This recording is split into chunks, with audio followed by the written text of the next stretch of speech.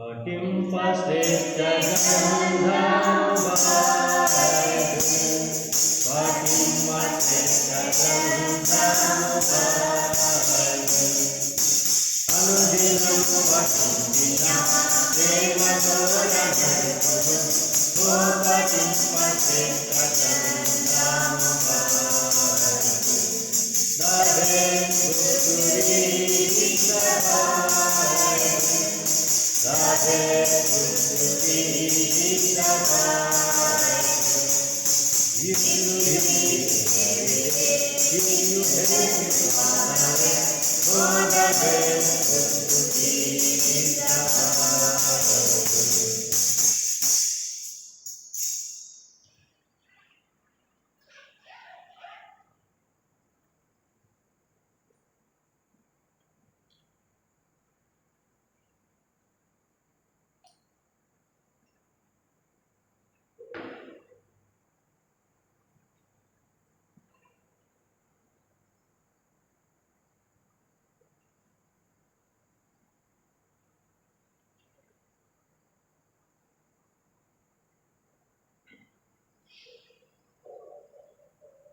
సామెతల గ్రంథం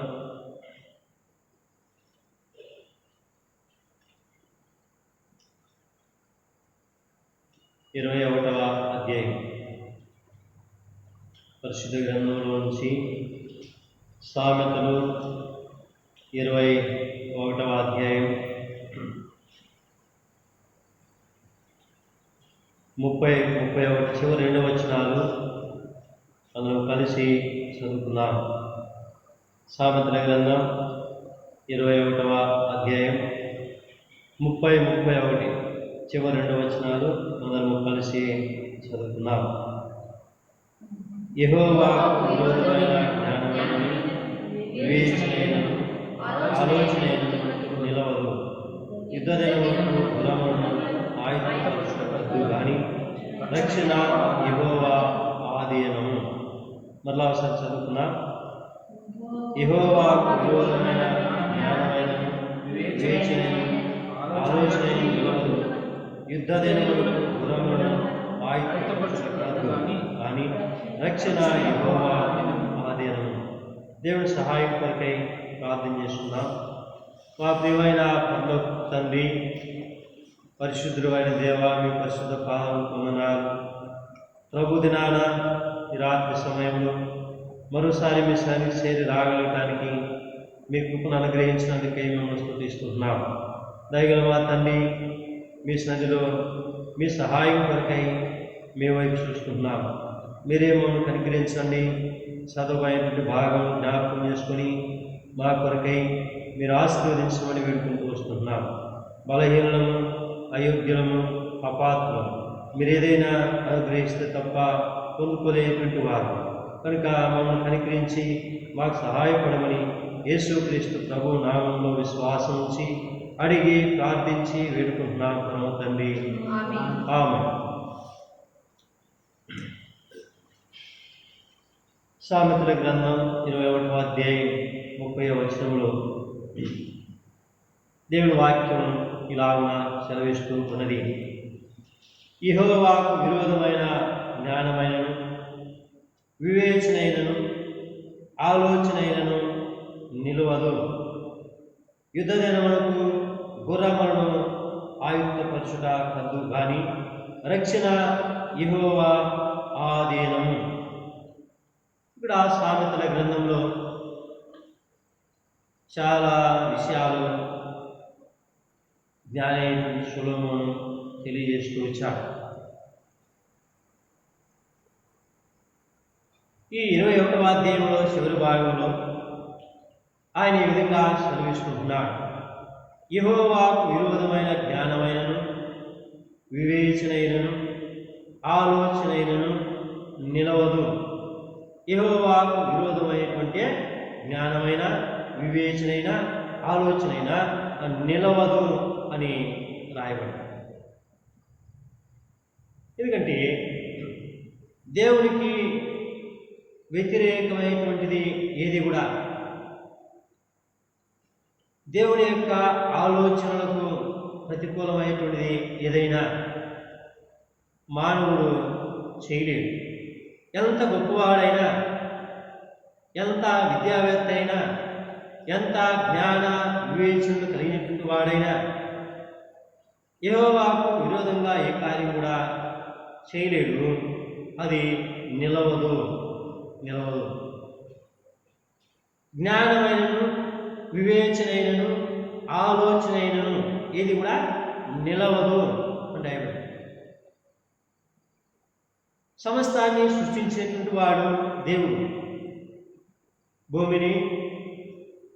భూమి పైన విశాలమైన ఆకాశమును, సముద్రమును, జలధారలను కలుగజేయటువంటి వాడు యెహోవా.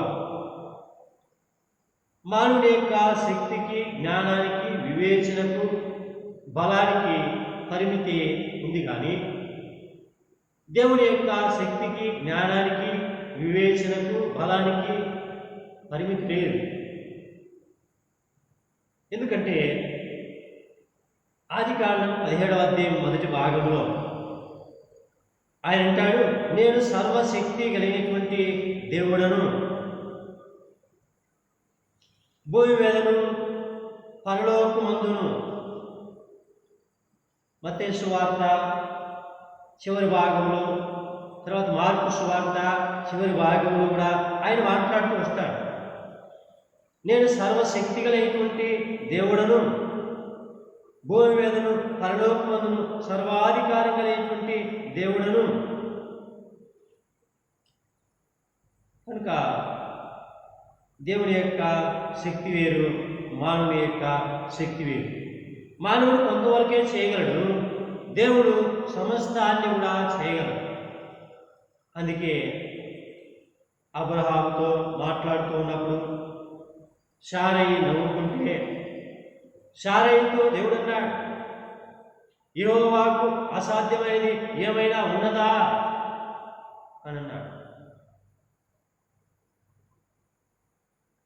తర్వాత యోబు తన శ్రమలన్నీ ముగిసిన తర్వాత 42వ అధ్యాయంలో యోబు ఒక మాట పలికాడు. యోబు గ్రంథం 42వ అధ్యాయంలో ఆయన శ్రమలన్నీ ముగిసిన తర్వాత యోబు తన అనుభవంతో కూడుకున్నటువంటి ఒక మాట అక్కడ సెలవిచ్చాడు. 2వ వచనంలో, నీవు సమస్త క్రియలను చేయగలవనియు, నీ ఉద్దేశించినది ఏది కూడా నిష్ఫలం కానేరదనియు నేను ఇప్పుడు తెలుసుకుంటుని. యోబు కూడా జ్ఞానవంతుడే, యోబు కూడా అనుభవం కలిగినటువంటి వాడే, యోబు కూడా తూర్పు దేశంలో గొప్పవాడే, దేవుని యందలి భయభక్తులు కలిగినటువంటి వాడు. దేవుడు అతని గురించి సాక్ష్యం ఇచ్చాడు. అయితే ఇప్పుడు యోబు అంటున్నాడు, యోబు గ్రంథం 42వ అధ్యాయం 3వ వచనంలో, జ్ఞానము లేని మాటల చేత ఆలోచన నిర్ధకం చేయి వీడెవడు, అలాగున వివేచన లేని వాడనైన నేను ఏమీ నెరగక నా బుద్ధికి మించిన సంగతులను గురించి మాట్లాడి ఏమంటున్నాడు, ఈ జ్ఞానం లేనటువంటి వాడు ఎవడు, వివేచన లేనటువంటి వాడనేటువంటి నేను నా బుద్ధికి మించినటువంటి మాటలు మాట్లాడాను, నా జ్ఞానానికి మించినటువంటి మాటలు మాట్లాడాను, నా వివేచనకు మించినటువంటి మాటలు మాట్లాడాను అని అన్నాడు. అయితే దేవుడు ఎలాంటి వాడైన విషయాన్ని 2వ వచనంలో ఆయన తెలియజేశాడు. నీవు సమస్త క్రియలను చేయగలవనియు, నీవు ఉద్దేశించింది ఏది కూడా నిష్ఫలము కానేరదు. దేవుని యొక్క ఉద్దేశాలు ఎప్పుడు కూడా నిష్ఫలము కావు. దేవుని యొక్క శక్తి సాధారణమైనది కాదు. దేవుని యొక్క వివేచన మానవుని యొక్క వివేచన లాంటిది కాదు. అందుకే ఇక్కడ యెహోవాకు విరోధమైన జ్ఞానమైనను, వివేచనైనను, ఆలోచనైనను నిలవదు.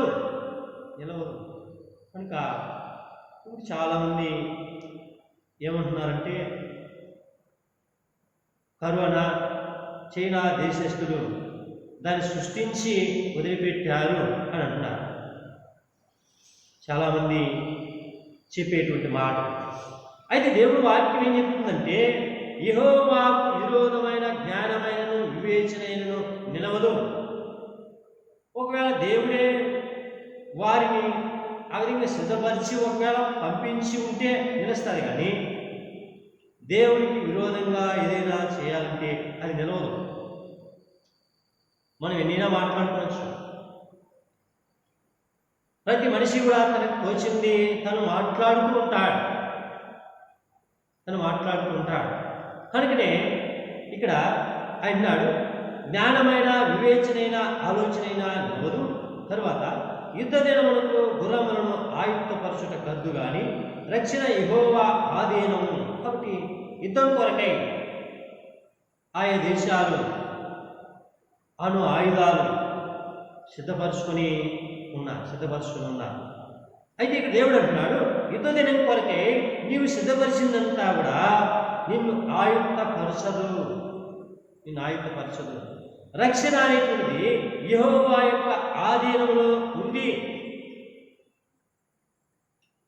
నువ్వు ఎంత శక్తి సామర్థ్యం కలిగిన వాడమైనా, నువ్వు ఎన్ని రకాలైనటువంటి ఆయుధాలు సిద్ధపరచుకున్నా రక్షణ ఆయన ఆధీనంలో ఉంది. రక్షించేటువంటి వాడు ఆయన. కనుక మానవుడు చేసే ప్రయత్నాలన్నీ కూడా ఒట్టివే. ఆయనకు విరోధమైనటువంటి జ్ఞానం మనం ఎస్తేరు గ్రంథంలో మనం కొన్ని విషయాలు చూసినప్పుడు అక్కడ ఎస్తేరు గ్రంథంలో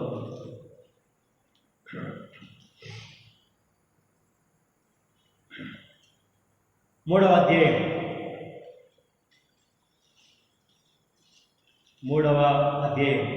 6వ వచనం. మొర్దెకై ప్రాణము మాత్రము తీయుట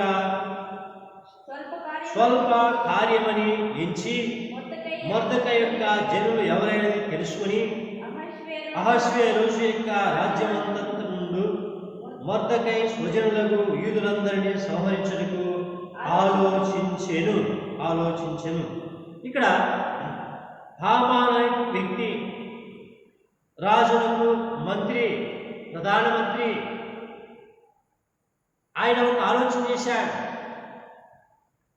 ఎందుకు వచ్చింది ఆయనకి ఆలోచన అనంటే ఆయనలో ఉన్న అసూయ. ఒక వ్యక్తి తనకి నమస్కారం చేయలేదనే,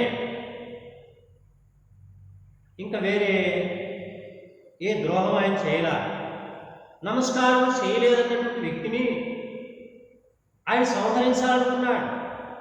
ఆయన్ని మాత్రమే కాదు, ఆయన జనాంగాన్ని అంతటినీ కూడా నాశనం చేయాలనుకున్నాడు. ఆయన ఆలోచన చేశాడు. ఏమనుకుంటున్నాడని ఆలోచన చేసి మొర్దెకై ప్రాణం మాత్రం తీయుట స్వల్ప కార్యమని ఆయన అనుకున్నాడు. నేను ప్రధానమంత్రి కదా, ఈ కార్యం ఎంతో సులువైనటువంటిది, నాకు ఇది చాలా స్వల్పమైనటువంటి కార్యం. నేను ఆలోచన చేస్తే, నేను అనుకుంటే అతన్నే ఈరోజు ఉరి తీయించగలనని ఆలోచన చేశాడు.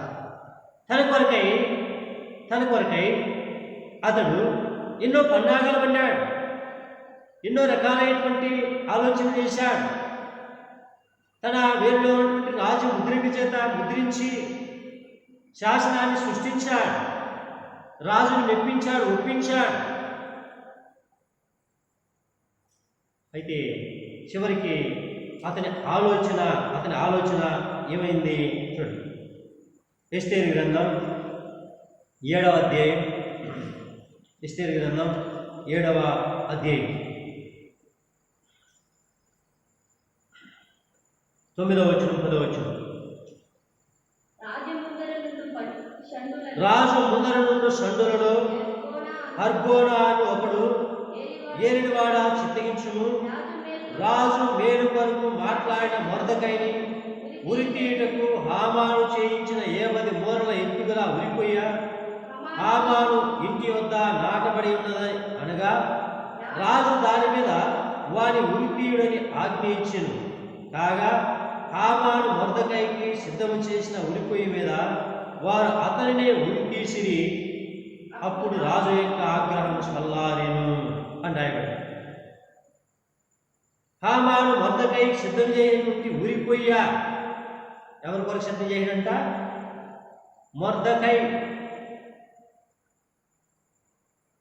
సిద్ధం చేయటువంటి ఉరికొయ్య రాయబడింది. మొర్దకైకి సిద్ధం చేయటువంటి ఉరికొయ్య మీద హామాని ఉదయబడ్డాడు. ఎందుకంటే దేవునికి వ్యతిరేకమైనటువంటి ఆలోచన. ఎందుకంటే ఇతడు యూదులకు శత్రువు అని 3వ అధ్యాయం 11వ వచనంలో రాయబడింది. 3వ అధ్యాయంలో 11వ వచనంలో చూడండి, ఆ వెండిని ఏబడి ఉన్నది, నీ దృష్టికి ఏది అనుకూలమో అది ఆ జనులకు చేయనట్లుగా వారిని నీకు అప్పగింపబడి ఉన్నారని రాజు సెలవిచ్చెను. ఈ హామాను యూదులకు శత్రువు కనుక అతడు తన యొక్క ఆలోచనను బట్టి ఉరి తీయించాలనుకున్నాడు. చివరికి ఆ ఉరిపోయి మీద అతడే వేలాడదీయబడ్డాడు. కనుక అందుకే సామెతల గ్రంథంలో సెలవిచ్చిన మాట ఏంటంటే, యెహోవాకు విరోధమైన జ్ఞానమైనను వివేచనైనను ఆలోచనైనను నిలవదు. కనుక ఇశ్రాయేలు ప్రజలు ప్రయాణం చేయటువంటి ఐగుప్తు నుంచి కనాను దేశానికి ప్రయాణం చేయటువంటి మార్గంలో అనేక సార్లు ఇలాంటి పరిస్థితులు ఎదురయ్యాయి. అనేక మంది వారి మీదకి యుద్ధానికి వచ్చారు. అనేక మంది వారికి దారి ఇవ్వలేదు. అనేక మంది క్షమించడానికి అతన్నే వారి మీదకి వచ్చారు. ఇది అన్ని సందర్భాల్లో కూడా ఎక్కడ దేవుని ప్రజల మీద వారు చేయటువంటి ఆలోచనలు కానీ, వారి యొక్క వివేచన కానీ, వారి యొక్క జ్ఞానం కానీ ఎక్కడా దేవుడు నిలవనేలేదు. ఎక్కడా దేవుడు వారిని చెయ్యి విడిచిపెట్టలేదు. అనేక మంది రాజులు ఇశ్రాయేలు మీదకి యుద్ధం చేయడానికి అనేక మంది రాజులను సమకూర్చుకున్నారు. అయితే దేవుని ప్రజల పక్షంగా దేవుడు యుద్ధం చేస్తూ వచ్చాడు. ఎందుకంటే వారు ఆ విధంగా దేవుని మీద ఆధారపడుతూ కూడా వచ్చారు. దేవుని ప్రజలు దేవుని మీద ఆధారపడి వారు యుద్ధం చేస్తూ వచ్చారు.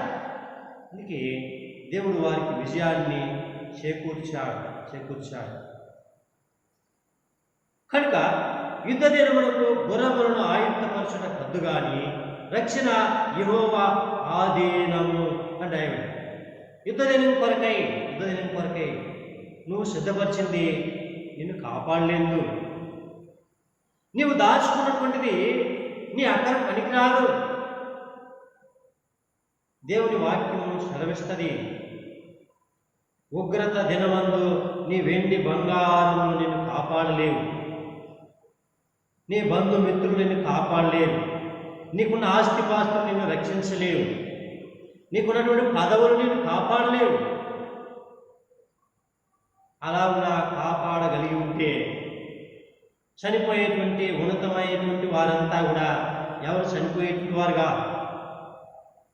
ఇందిరాగాంధీ చనిపోయేటువంటిది కాదు, రాజీవ్ గాంధీ చనిపోయేటువంటి వాడు కాదు, వైఎస్ రాజశేఖర రెడ్డి గారు చనిపోయేటువంటి వాడు కాదు. వీళ్ళందరూ కూడా వారి యొక్క పదవులను బట్టి, వారి యొక్క ఆస్తిపాస్తులను బట్టి, వాళ్ళు కలిగినటువంటి ధనాన్ని బట్టి, అధికారాన్ని బట్టి వారి ప్రాణాన్ని మిగుల్చుకునేటువంటి వారు. అయితే అది సాధ్యం కాదు మానవునికి. నీవు సిద్ధపరిచిందంతా కూడా నీవు తప్పించలేదు. అందుకే లూకాసు వార్తలో ఒక ఆయన తన కొరకై చాలా సిద్ధపరుచుకున్నాడు. లూకాసు వార్త 12వ అధ్యాయం, లూకాసు వార్త 12వ అధ్యాయం 20వ వచనం. అయితే దేవుడు వెర్రివాడా, ఈ రాత్రి నీ ప్రాణం అడుగుచున్నారు, నీవు సిద్ధపరిచినవి ఎవని వగునని అతనితో చెప్పెను. ఒక ధనవంతుడు అన్ని సిద్ధం చేశాడు. తన కొట్టును విప్పి వాటికంటే గొప్ప వాటిని కట్టించాడు. అందులో ధాన్యం అంతటిని, ఆస్తి అంతటిని సమకూర్చాడు. తన ప్రాణముతో ఆయన అనుకుంటున్నాడు, నా ప్రాణమా, నేను అనేక సంవత్సరాలకి విస్తారమైన ఆస్తి నీకు సమకూర్చబడి ఉన్నది. సుఖించుము, తినుము, తాగుము, సంతోషించుమని చెప్పుకుందుననుకును. ఇంకా అన్ని చేయలా, ఈ విధంగా అనుకుంటున్నాడు అంతే. బాగా పంట పండింది, సమృద్ధిగా పండింది. పంట పండిందంటే ఇంకా ఇంటికి రాలా. ఆయన అనుకున్నాడంట, నా కొట్లన్నీ విప్పేయాలా, గొప్ప కొట్లు కట్టించాలా. 18వ వచనంలో నా కొట్లు విప్పి వాటికంటే గొప్ప వాటిని కట్టించాలా అని ఉదయం తలంచాడు.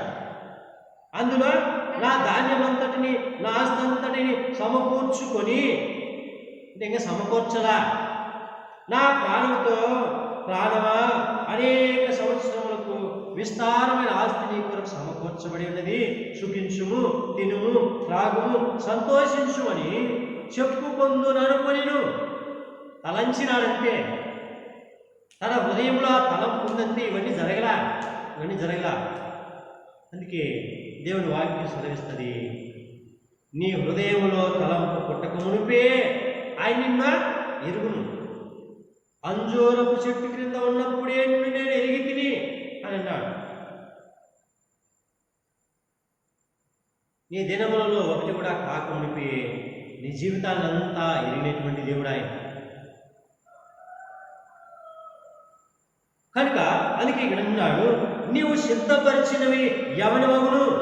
ఒరే వెరివాడా, సిద్ధపాటు చేసేదంతా కూడా వెర్రివాడు. సిద్ధపరచుడు అంటే వెరితనం. అది కూడా ఒప్పించి సమకూర్చేది కూడా ఒప్పించి. మన పుంగళూరులో ఎంతకాలం ఒక ఆయన భిక్షగా అన్నాడు, ఈ మధ్య కనపడట్లే. ఎక్కడ కనబడితే మంచి పేపర్ కనపడితే ఆ పేపర్ అంతా బాగా నీట్గా మత్తేసి సంకలో పెట్టుకుంటాడు. కట్ల మత్తేసి అన్ని సంకలో పెట్టుకుంటాడు. అన్నీ కూడా మాని కింద కూర్చొని అన్నీ కూడా కట్ల పేర్చేసి వాటిని చూసి నవ్వుకుంటూ ఉంటాడు ఆయన. అంటే ఇవన్నీ కూడా రూపాయలు కట్ల అనుకుంటాడో వాడి ఎట్లా తెలియదు. ఆయనకే మధ్య స్థిమితం లేదు, బాగా ఆరోగ్యంగా ఉంటాడు, ఎంత దూరమైనా నడుస్తాడు, ఏదైనా తింటాడు. అలాంటి వ్యక్తి ఆ పేపర్లన్నీ కూడా సమకూర్చి పెట్టుకున్నాడు. అందుకే అంటున్నాడు, అయితే వెర్రివాడ, ఈ రాత్రి నీ ప్రాణం అడుగుతున్నారు, నీవు సిద్ధపరిచినవి ఎవరి వగునని చెప్పాను. కాబట్టి నీవు సిద్ధపరుచుకుంటే నిన్ను ఆయుత్తపరచం. నీ గుణము నిన్ను రక్షించలేదు, నీ ఆయుధాలను రక్షించలేవు. ఏ ఆయుధము లేదు దావీదు దగ్గర, ఒడిసెలు మాత్రమే ఉంది. గొలియాతు దగ్గర ఈటి ఉంది, డాలు ఉంది, యుద్ధ ఆయుధాలన్నీ కూడా ధరించాడు. చిన్ననాటి నుండి కూడా యుద్ధాభ్యాసం చేసినటువంటి వాడు. దావీదు బాలుడు, ఆయుధం లేదు, ఒడిసెలు మాత్రమే ఉంది. అయితే ప్రభువునందు విశ్వాసం ఇచ్చేటువంటి వాడై దేవుని మీద నమ్మకంతో యుద్ధానికి వెళ్ళాడు. ఆ బలమైనటువంటి 6 మూరల జాయిలు ఉన్నటువంటి గొలియాతుని ఒక్క దెబ్బతోనే నేలగూల్చాడు.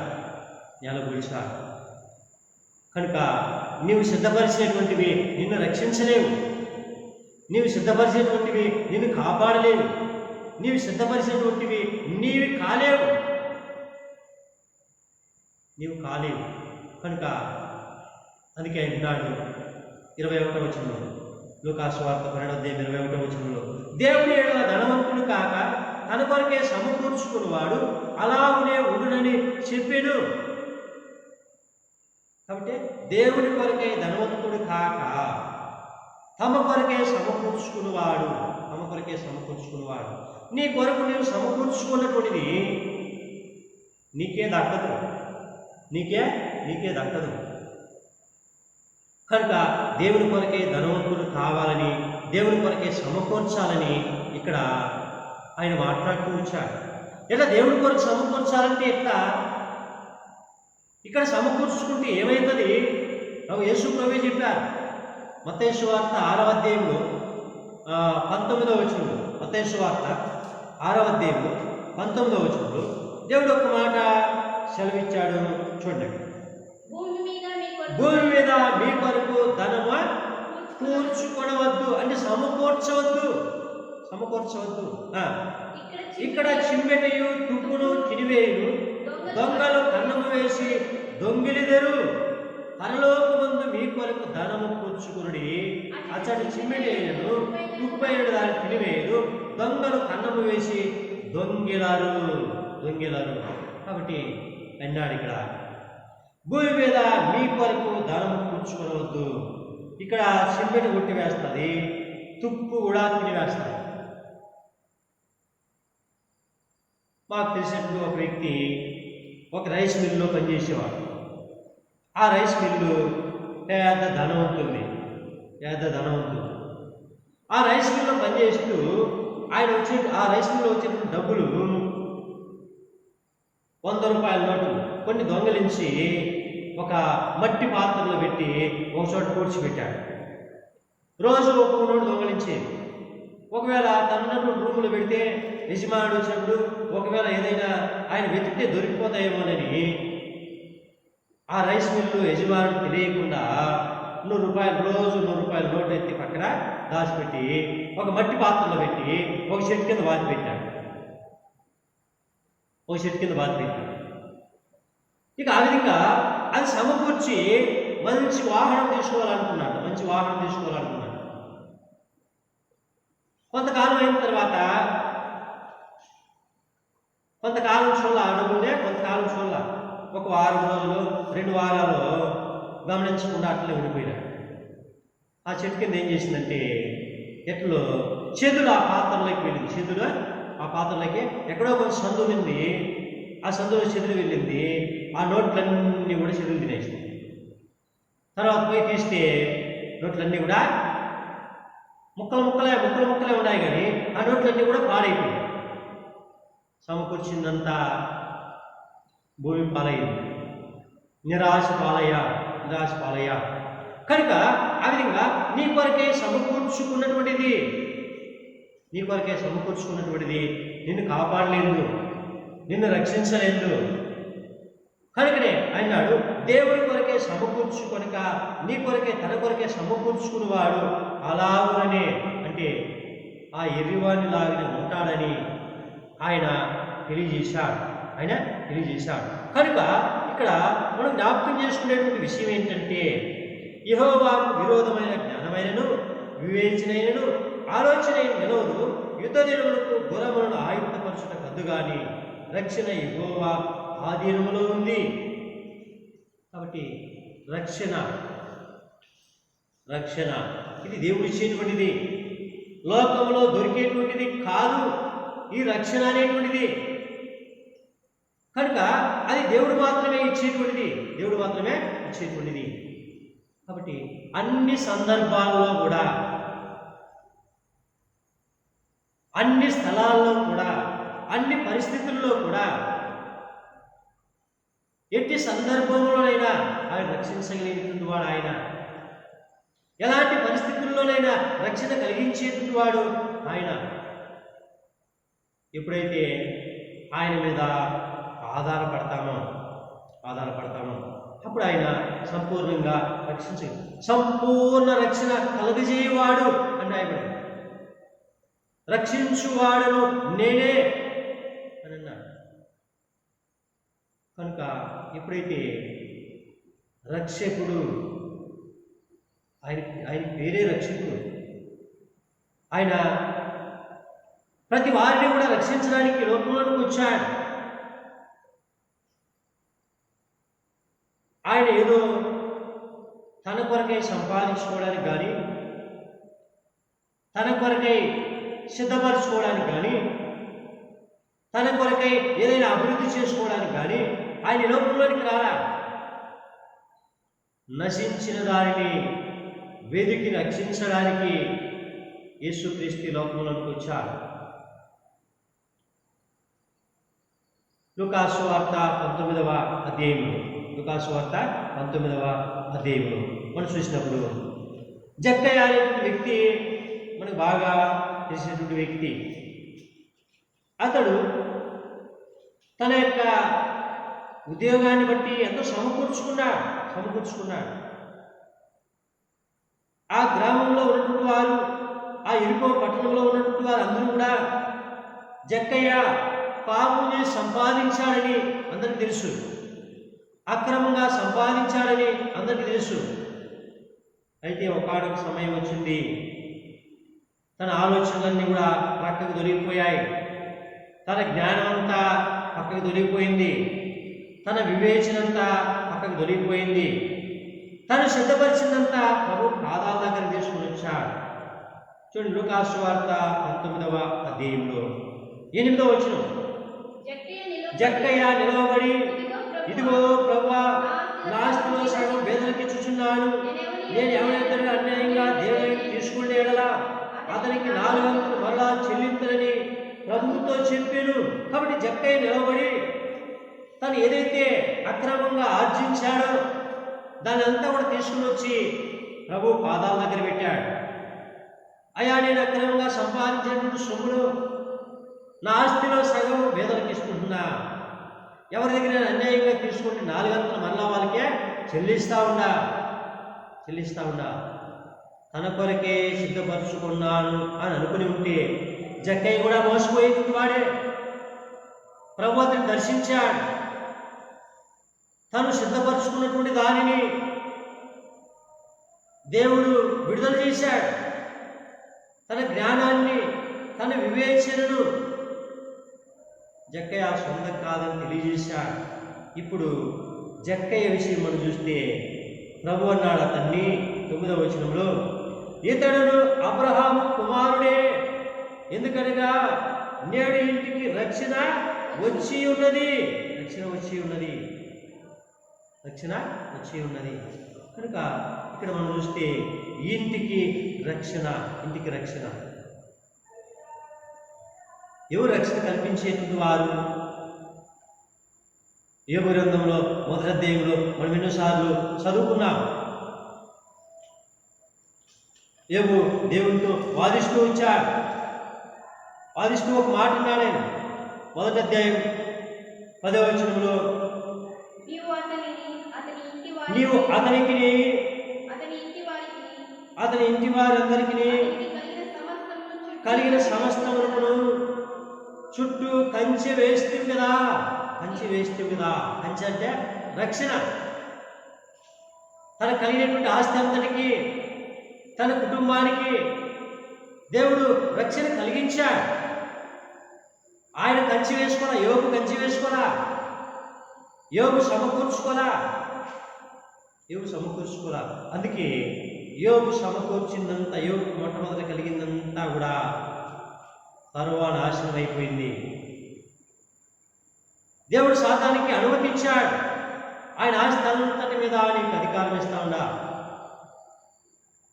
ఆ ఆస్తి అంతటికి కూడా నా రక్షణ తొలగిస్తా ఉండా.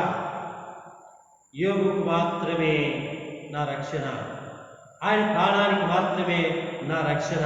ఆయన ముట్టకూడదు అంటే సాతాను సమస్తాన్ని సర్వనాశనం చేశాడు ఒకే రోజులో. అయితే యోగు ఎక్కడ కూడా నేను సిద్ధపరిచింది యెహోవా తీసుకున్నాడంట. ఏమన్నాడు ఆయన? యెహోవా ఇచ్చెను, యెహోవా తీసుకొనెను. ఏమన్నాడు ఆయన? చూడండి 1వ అధ్యాయంలో 21వ వచనం, నేను నా తల్లి గర్భంలో నుండి దిగంబరై వచ్చి తిని దిగంబరనకు తిరిగి వెళ్ళెదను. యెహోవా ఇచ్చెను, యెహోవా తీసుకొనెను, యెహోవా నామమునకు స్తుతి కలుగునుగాక.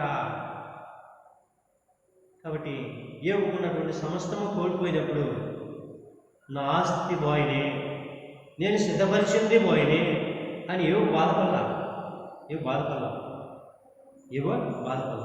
కనుక యెహోవా ఇచ్చాడు, యెహోవా తీసుకున్నాడు, యెహోవా నామమునకి మహిమ కలుగునుగాక. ఎందుకంటే ఆయన నామానికి ఆయన నామానికి.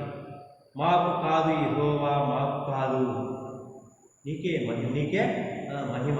కాబట్టి సమకూర్చేది ఆయన కొరకే, నీ కొరకు కాదు, నీ కొరకు కాదు. నీ కొరకే సమకూర్చుకున్నటువంటిది నిన్ను నిట్టూర్పులోనికి దించుతారు. నీ కొరకే సమకూర్చుకున్నటువంటిది నిన్ను, అది నీకు విరోధిగా మారుతుంది, విరోధిగా మారుతుంది. కనుకనే చాలామంది ధనవంతులు మనం చూడగలం. వాళ్ళు సంపాదించేటువంటి ధనం, వాళ్ళు కష్టపడి ఆర్జించేటువంటి ధనం చివరికి అది లోకస్తులు పాలైపోతుంది. చివరికి ఎవరో దాన్ని అపహరించుకుని వెళ్తారు. ఒక పట్టణంలో ఒక డాక్టర్ గారు, వారి కుటుంబం పెద్ద ధనవంతులు, సమకూర్చి అంతా కూడా మనసం కింద అంతా కూడా కట్టలన్నీ పేర్చిపెట్టారు. ఎవరో దొంగలు అనుకున్నారు, ఆ వ్యక్తిని చంపేశారు, ఆ ధనమంతా తీసుకుని వెళ్ళిపోయారు, ధనమంతా తీసుకుని వెళ్ళిపోయారు. కాబట్టి సమకూర్చింది నిన్ను కాపాడలేదు, నీకు రక్షణ కల్పించలేదు. ఎందుకంటే నీకు రక్షణ కల్పించగలదు అనుకున్నదే నిన్ను పాడు చేస్తుంది. మనకు తెలుసు, ఇందిరాగాంధీ ప్రధానమంత్రిగా ఉన్నప్పుడు ఆమెకి రక్షకుడుగా ఉన్నటువంటి వ్యక్తే, ఆయన్ని కాపాడడానికి ఉన్నటువంటి వ్యక్తే తుపాకీతో ఆమెని కాల్చి చంపేశాడు. కనుక నీకు రక్షకుడుగా ఉన్నటువంటి వ్యక్తే నేను చంపేయచ్చు. అయితే రక్షణ ప్రభు యొక్క ఆధీనంలో ఉంది. నువ్వు సిద్ధపరుచుకున్నటువంటిది నిన్ను కాపాడలేదు. ఎంతోమంది వాళ్ళు సిద్ధం చేసుకున్నటువంటిది చివరికి వారికి దక్కక చివరికే పిచ్చోళ్ళయ్యారు. అది పరాయి వాళ్ళు దోచుకుని పిచ్చోళ్ళయ్యారు. కనుక దేవుని వాక్యం ఏం సెలవిస్తుంది అని అంటే, యుద్ధ దినములకు గుర్రములను ఆయుత్తపరచుట కద్దు గాని రక్షణ యెహోవా ఆధీనంలో ఉంది, యెహోవా ఆధీనంలో ఉంది. కనుక ఆయన రక్షించేటువంటి వాడు, ఆయన విశ్వాసానికి కర్త, ఆయన కొనసాగించేటువంటి వాడు ఆయన. అందుకే ఆయన వైపు చూస్తూ కొనసాగండి పౌలు జ్ఞాపకం చేస్తూ వచ్చాడు. కనుక ఈ సందర్భంలో ఇక్కడ మనం చూసినటువంటి ఈ మాటను జ్ఞాపకం చేసుకుంటే, యెహోవాకు విరోధమైన జ్ఞానమైనను వివేచనైనను ఆలోచనైనను ఇది కూడా నిలవదు. యుద్ధ దినమును సిద్ధపరిచినటువంటి ఆయుధాలు సామగ్రి కూడా ఈ దేశాన్ని రక్షించలేదు. వారు సిద్ధపరిచినటువంటి ఆయుధాలే వారికి ముప్పైతాయి. వారు సిద్ధపరిచినటువంటి ఆయుధాలే వారికి ముప్పైతాయి. కనుక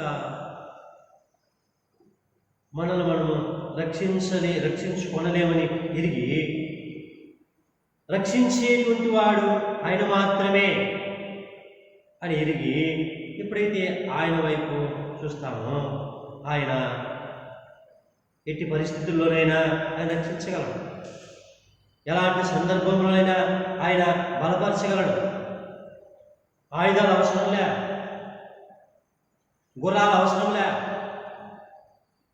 అందుకే అంటాడు, నరుని కాలి సత్తువయందు ఆయన ఆనందించడు కానీ యెహోవా కొరకై కనిపెట్టుకునేటువంటి వాడిలో ఆయన ఆనందించువాడై ఉన్నాడు అన్నాడు.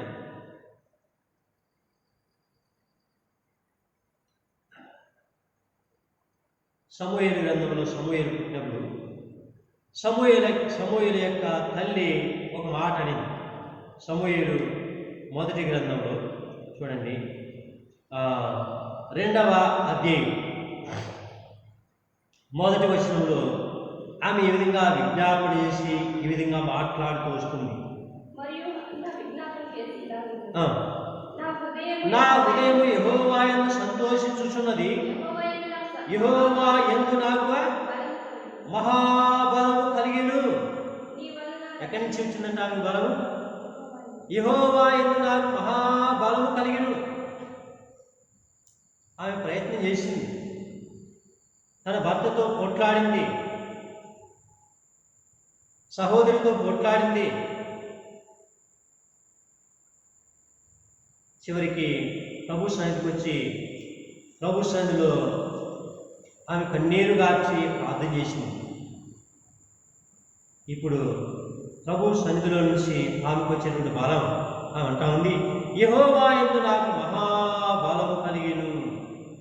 నాకు మహాబలము కలిగెను. నీ వలన రక్షణను బట్టి సంతోషించుచున్నాను.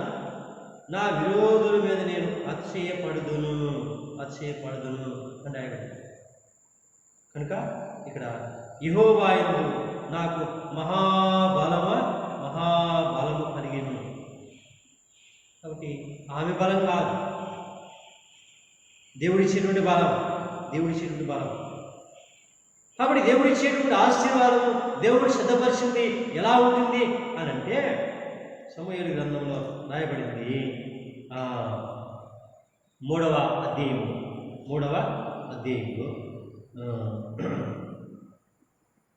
19వ వచనం. సమూయేలు పెద్దవాడు కాగా యెహోవా అతనికి తోడై ఉన్నందున అతని మాటలలో ఏదీ తప్పిపోలేదు.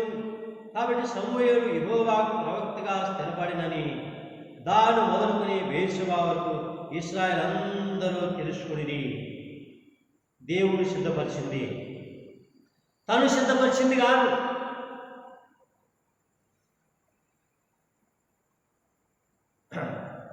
అబ్రహాముకి దేవుడు పిల్లనిస్తున్నాడు. 25 సంవత్సరాలు ఎదురు చూశాడు. శారై అనేది యెహోవా నన్ను పిల్లలుగా చేసి ఉన్నాడు, కాబట్టి మరి సిద్ధం చేసుకున్నాను పిల్లనన్నాడు. ఆమె ఆలోచన చేసింది. హాగరును భారీగా అబ్రహాంకి ఇచ్చింది. హాగరు ద్వారా సంతానాన్ని పొందుకొనింది. ఒక కుమారుడు పుట్టాడు. అయితే ఆ కుమారుని ద్వారా ఆ ఆలోచన ద్వారా ఆ వివేచన ద్వారా అబ్రహాముకి కన్నీళ్ళు వచ్చాయి, శారయికి దుఃఖం కలిగింది, తర్వాత హాగరుకి దుఃఖం కలిగింది, వాళ్ళ కుటుంబంలోంచి వెలివేయాల్సి వచ్చింది.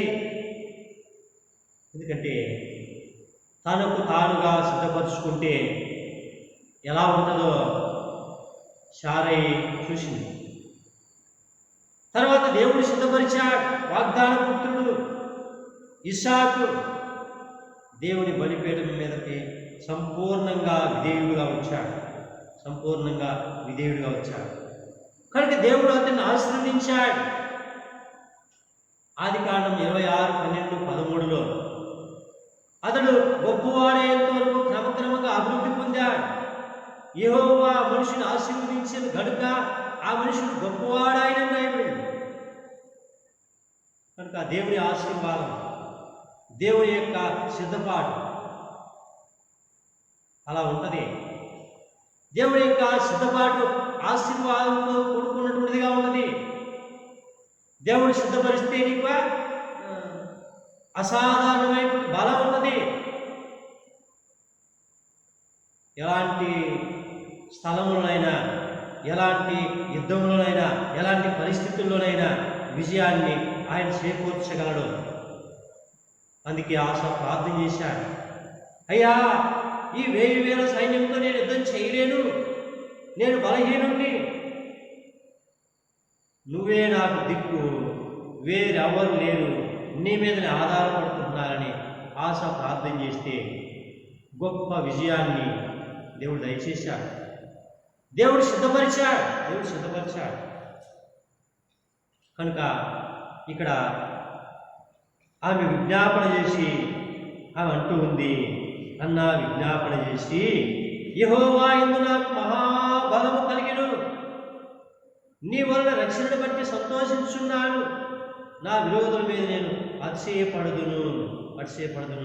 ఇంకో మాట కూడా నేను 2వ వచనంలో, యెహోవా వంటి పరిశుద్ధ దేవుడు ఒకడును లేడు, నీవు తప్ప మరి ఏ దేవుడు లేడు, మన దేవుని వంటి ఆశ్రయ దుర్గమేదీ లేదు.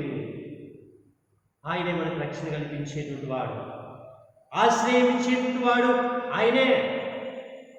ఆశ్రయ దుర్గము, రక్షణ దుర్గము. దావీదు అంటాడు కదా, నీవే నాకు ఆశ్రయము, నీవే నా కోట, నీవే నా రక్షణ శృంగము అని దావీదు దేవుణ్ణి కొనియాడుతూ వస్తాడు.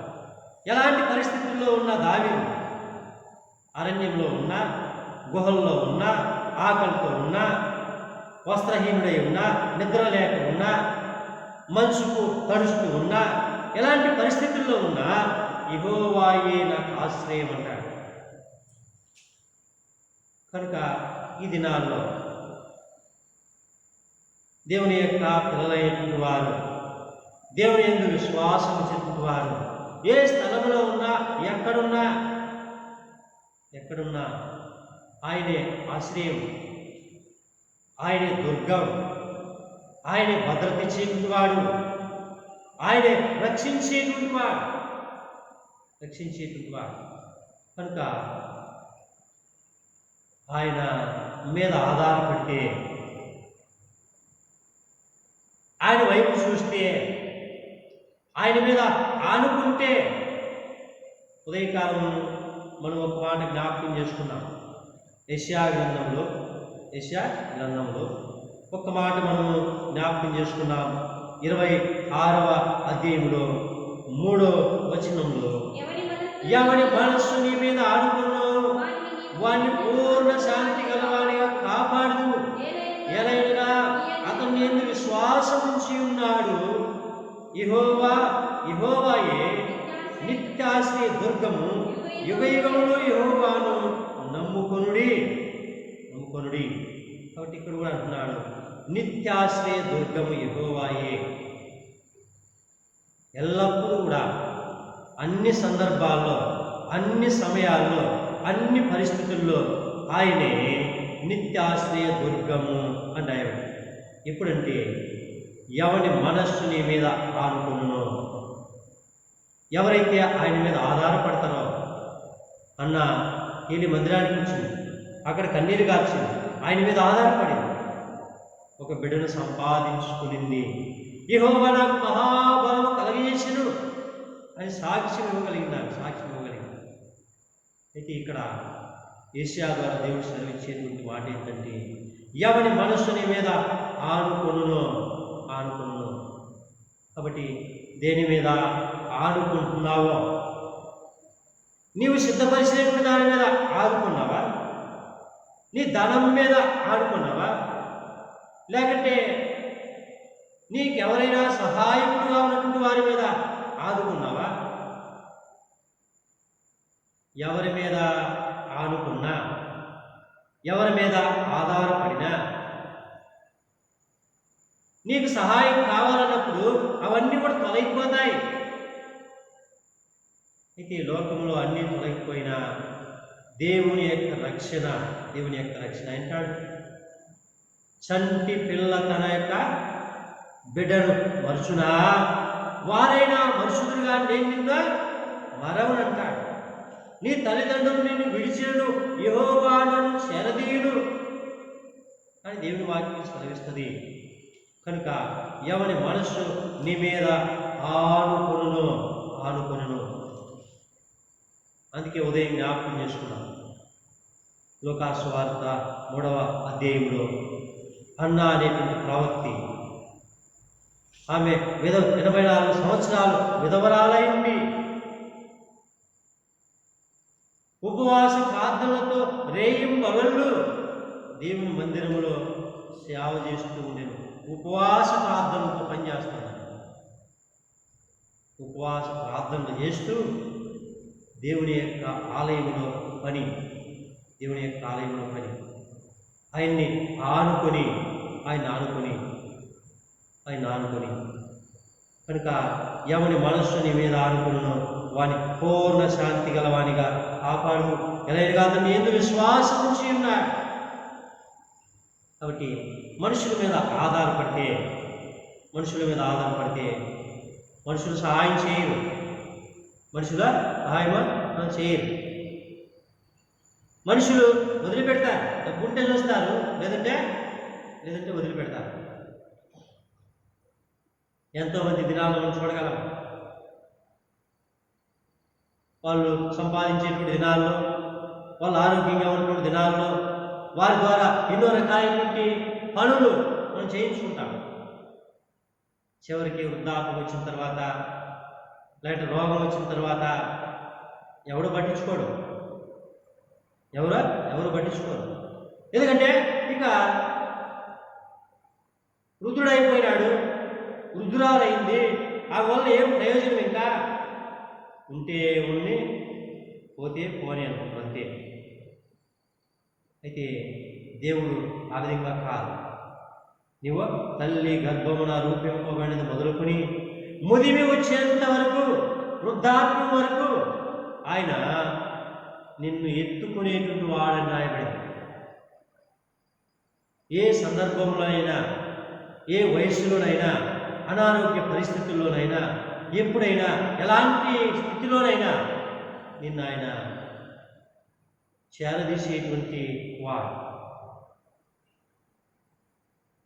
అందుకే కుష్ఠరోగి ఆయన దగ్గరికి వస్తే వద్దనలా, ఆయన రక్తస్రావం కలిగేటువంటి రోగి ఆయన దగ్గరికి వస్తే ఆయన వద్దనలా, వాళ్ళని ముట్టుకున్నాడు, బాగు చేశాడు. ఇంకా అంతేకాదు, దుర్భరమైనటువంటి యోహాను సువార్తలు మనం చూస్తే, యోహాను సువార్త ఆ మాట చదువుకొని మనం ముగించుకుందాం. యోహాను శుభవార్తలో మనం ఒక విషయాన్ని చూస్తే 5వ వచనం, 5వ అధ్యాయం 5వ వచనం, అక్కడ 38 ఏళ్ల నుండి వ్యాధి గల ఒక మనుషుడు ఉండేను. 38 సంవత్సరాల నుండి వ్యాధి ఉన్నటువంటి మనుషుల దగ్గరికి వెళ్తే ఎట్లుంటుంది? 38 సంవత్సరాల నుంచి వ్యాధి కలిగిన ఒక మనుషుల దగ్గరికి పోతే ఎంత దుర్గంధం ఉంటుంది. అయితే ప్రభువు సరాసరి అతని దగ్గరికి వెళ్ళాడు. అతన్ని పట్టించుకునేటువంటి వారు ఎవరు లేరు. అయితే అతన్ని ఒక ప్రశ్న అడిగాడు. 6వ వచనంలో, యేసు వాడు పడి ఉండట చూచి, వాడు అప్పటికి బహుకాలం నుండి ఆ స్థితిలో ఉన్నాడని ఎరిగి, స్వస్థపడగోరుచున్నావా అని వారిని అడగగా, నువ్వే స్థితిలో ఉన్నా దేవుడు నీ క్షేమాన్ని ఆలోచించేవాడుగా ఉంటున్నాడు, నీ కష్టాన్ని ఎరిగేటువంటి వాడుగా ఉంటున్నాడు, నీ రోగాన్ని ఎరిగేటువంటి వాడుగా ఉంటున్నాడు, నీకు స్వస్థత ఇవ్వాలని, నీకు మహాబలము కలుగజేయాలని, నీ స్థితిని మార్చాలని దేవుని యొక్క ఉద్దేశం. అందుకే ఆయన అడుగుతున్నాడు, నీవు స్వస్థపడగోరుచున్నావా అని అడిగితే అదేమన్నాడు? అయ్యా, నీళ్ళు కదిలింపబడినప్పుడు కోనేటి నింపుడుకు నాకు ఎవడు లేడు. నాకు ఎవడు లేడయ్యా. ఎవరు దింపుతాను నన్ను కోనేట్లోకి? ఆ కోనేరులో కదులుచున్న నీళ్ళ కొరకై ఆయన ఎనిమిదంట 38 సంవత్సరాల నుంచి వేచి ఉన్నాడు. ఎవరు అతనికి సహాయం చేసేటువంటి వారు లేరు. అయితే ఆ మహాదేవుడు, ఆ ప్రేమగలైన దేవుడు, ఆ యేసుక్రీస్తు ప్రభుడు వారు సరాసరి ఆ వ్యాధిగ్రస్తుని దగ్గరికి వచ్చారు. అక్కడ అనేక మంది పడి ఉన్నారని రాయబడింది. అయితే 38 సంవత్సరాల ఆ వ్యాధిగ్రస్తుని దగ్గరికి అతను వచ్చాడు. అతన్నే స్వస్థపరిచాడు. నీవు లేచి నీ పరిపెత్తుకుని నడువమని చెప్పగా వెంటనే వాడు స్వస్థత పొంది పరిపెత్తుకొని నడిచాడు. కనుక నువ్వు సిద్ధపరిచింది నీకు స్వస్థత ఇవ్వలేదు, నీ ఆలోచన నిన్ను కాపాడలేదు. నిన్ను సిద్ధపరిచింది యుద్ధ దినమున కొరకై గుర్రములను ఆయుక్తపరచుట అద్దు కానీ రక్షణ యెహోవా ఆధీనం. కనుక ఆయన ఎలాంటి పరిస్థితుల్లోనైనా రక్షించగలిగేటువంటి రక్షకుడు. కనుక ఆయన ఇచ్చేటువంటి రక్షణ మహాబలం కలిగింది. ఇచ్చేటువంటి ప్రతిదీ కూడా ఆశీర్వాదకరమైంది. ఆయన్ని ఆనుకున్నప్పుడు ఆయన పూర్ణ శాంతి గలవాన్నిగా కాపాడుతానని వాగ్దానం చేశాడు. కనుక ప్రభువుని ఆనుకుని ప్రభు ఇచ్చేటువంటి శాంతి పొందుకోగలటానికి దేవుడు మనకు సహాయం చేయనుగాక. దేవుడి మాటలో దీవించునుగాక. ప్రార్థన చేసుకున్నాం. మా ప్రియమైన పరలోకపు తండ్రి, పరిశుద్ధుడైన దేవా, మీ పరిశుద్ధ పాదములు వందనాలు. ఈ నూతన ప్రభుదినాన రాత్రి సమయంలో మీ బిడలముగా చేరి మిమ్మల్ని స్తుతించి గణపరచడానికి ఇచ్చినటువంటి సమయం కొరకే వందనాలు. ఈ సమయంలో మీరు జ్ఞాపకం చేసినటువంటి మాటలను బట్టి మిమ్మల్ని స్తుతిస్తూ గణపరుస్తున్నాం. యెహోవాకు విరోధమైనటువంటి జ్ఞానమైనను వివేచనైనను ఏది కూడా నిలవదని మీరు సెలవిచ్చారు. యుద్ధ దినముల కొరకై గుర్రములను ఆయుధపరచుట కద్దు కానీ రక్షణ యెహోవా ఆధీనంలో ఉన్నది. రక్షించేటువంటి వారు మీరు, ఆశ్రయం ఇచ్చేటువంటి వారు మీరు, ఆరోగ్యం ఇచ్చేటువంటి వారు మీరు, అన్ని పరిస్థితుల్లో కూడా రక్షణ కల్పించేటువంటి వారు మీరు. మీ పేరే రక్షకుడు. కనుక నాయన ఈ రాత్రికాల సమయంలో ఎన్నికలేటువంటి మా కొరకే మీరు చేయనటువంటి మీ యొక్క త్యాగాన్ని బట్టి, మీరు చూపినటువంటి ప్రేమను బట్టి మీ కృతజ్ఞతాస్తుతులు చెల్లిస్తున్నాం. అలాగున నాయన మీ సానికి చేరి వచ్చిన బిడ్డలందరినీ కూడా జ్ఞాపకం చేసుకుని మిమ్మల్ని ఆడుకొని మీ రక్షణ పొందుకునేటువంటి వారినిగా సిద్ధపరచమని, మీ దీవెనను ఆశీర్వాదమును తండ్రి మీరు ఇచ్చేటువంటి ఆశ్రయమును పొందుకోగలడానికి సహాయం చేయమని, మీ కొరకై నాయన మేము సమకూర్చేటువంటి వారముగా ఉన్నట్లుగా మాకు సహాయం చేయమని, మీ సన్నిధిని నడిపింపును, మీ శిలువ రక్త ప్రోక్షణను, మీ దీవెన ఆశీర్వాదమును కోరుకుంటున్నాం.